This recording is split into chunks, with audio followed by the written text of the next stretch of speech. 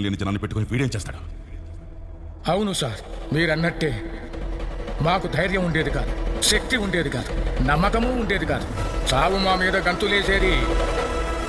కానీ ఒకడు అడ్డం నిలబడ్డాడని వాడిని ఖాళీ ముందు తల నరికాడు కదా. ఆ రోజు చాలా సంవత్సరాల తర్వాత చావు మీద మేము గంతులేసాం. వాడు కత్తి విసిరిన వేగానికి ఒక గాలి పుట్టింది సార్. ఆ గాలి నరాతీలో ఉన్న ప్రతి ఒక్కడికి ఊపిరిచ్చింది. మీకొక సలహా ఇస్తాను, మీరు మాత్రం అతనికి అడ్డు నిలబడకండి సార్.